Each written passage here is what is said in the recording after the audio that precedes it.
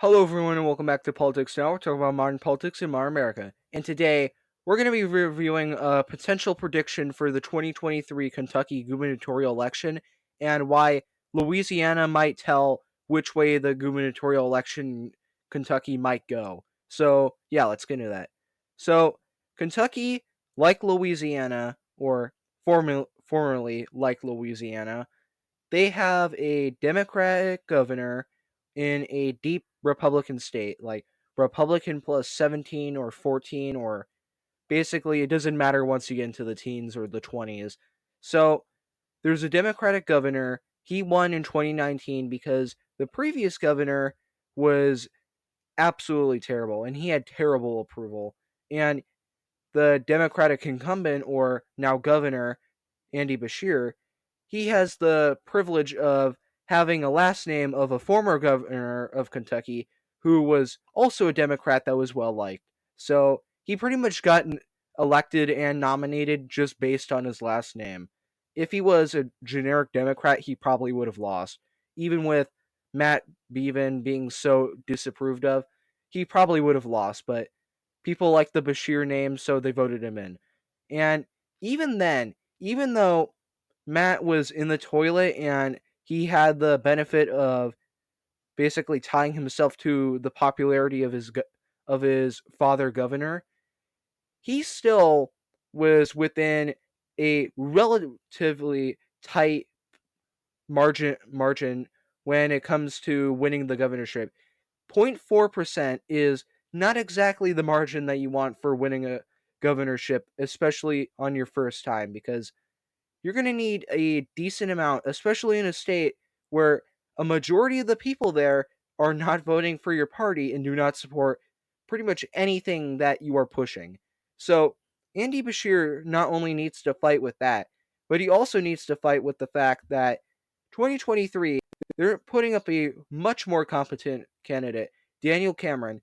He is pretty popular and he is well liked with Kentucky, so he's putting up a relatively decent fight. And he's learning from Louisiana, where you had that 25-point victory where Republicans absolutely demolished the Democrats, which they held the governorship at the time, but not anymore.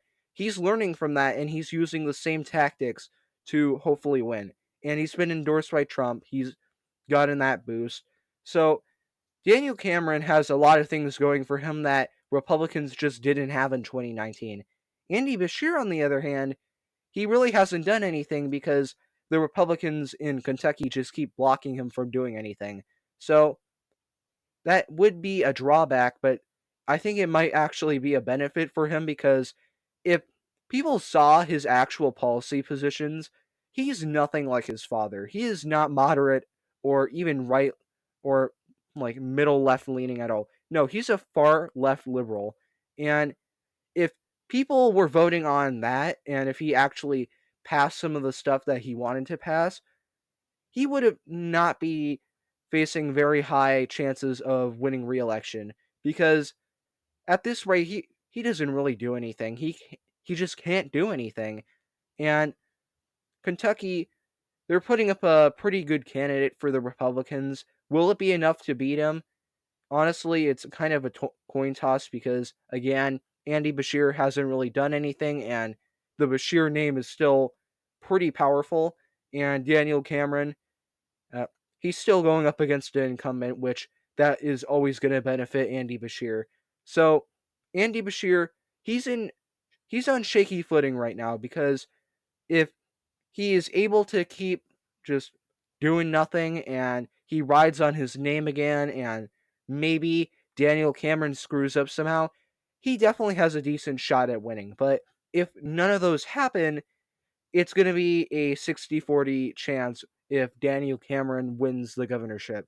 Because even though Andy Bashir hasn't done anything and he has the Bashir name, Kentucky is still a deep Republican state, and Daniel Cameron is still a pretty popular and competent candidate who is endorsed by the current GOP frontrunner and former president. So he has that going for him. And Daniel Cameron, he really needs to learn from Louisiana because Louisiana, it just didn't randomly happen one day that Jeff Laundrie won by 25%. And he needs to learn from that if he's ever going to want to flip the gubernatorial seat. Because if he learns from Louisiana and he learns how to get that 25-point lead, then Republicans are going to have a pretty easy shot at flipping Kentucky. If he doesn't learn it, then this is still going to be a toss-up state because, again, Beshear, it's a pretty popular name in Kentucky, and pretty much gave Andy Beshear the governorship. And Daniel Cameron, he needs to learn from Louisiana. Otherwise, he's going to end up like his former colleague, where he's losing to a Democrat in a Republican plus 14 state. So, Andy Beshear, he needs to run a competent campaign for starters because right now it is just not looking good for him. He's not running a good campaign at all. I mean, he doesn't even really need to do anything, yet he's somehow screwing that up. Also, do not debate. If there's a debate, then it's just over for him. This is gonna If you have a debate like that, it's gonna be like Virginia with Glenn Youngkin. It's pretty much gonna decide the entire race because Andy Beshear, his tactic to win is by doing nothing. Doing nothing will give him the highest chance of being reelected because all he needs is his name and the fact that he hasn't done anything to upset anybody. Daniel Cameron needs to be the attack dog and get Andy Beshear's liberal views out there because if he doesn't, they're still gonna people in Kentucky are still gonna think he's a moderate and still like his dad, and they're gonna reelect him, and Daniel Cameron is gonna lose. So Daniel Cameron, he needs to do something. He needs to have Andy Beshear do something. Because if Andy Beshear does nothing, he is probably going to win. And he is probably going to be reelected, even though he's in a Republican plus 14 district. And they did that in Louisiana where Republicans, they showed everyone the liberal views of the current governor and why Democrats in a deep Republican state, well, it's not lining up at all, and that's how you win by 25 points. And you also got to chase those ballots. You got to get those people out to vote because Democrats, they're definitely, and a lot of independents, they're definitely going to vote for Andy Beshear. So you got to get that Republican vote out there because they turn out for a presidential election, but they don't seem to turn out for the gubernatorial election, which, if the gubernatorial elections in Kentucky were held on presidential election years, this would be a completely different story because Daniel Cameron would probably win by a 10-point margin if that was the case. So, Daniel Cameron, you just need to learn from Louisiana. Andy Beshear, he just needs to do nothing. I mean, it's relatively easy to not screw that up, but so far he's managing to screw it up. So he needs to fix that if he wants any shot at winning re-election. And I mean, it's going to be a tight race. I mean, even though Kentucky is a safe Republican state by wide margins, the governorship is still going to be a very, very tight race. And Louisiana, that was also going to be a tight race, but Republicans managed to defy odds and flip it by 25 points. So if Daniel Cameron learns from that, he could have similar results. If he doesn't, well, you're going to have that tight race again, and possibly Andy Beshear is going to win again, just based on his last name. Which, his last name is going to be the biggest roadblock for Daniel Cameron, because his father is so popular that pretty much slapping Beshear on anything will get them elected.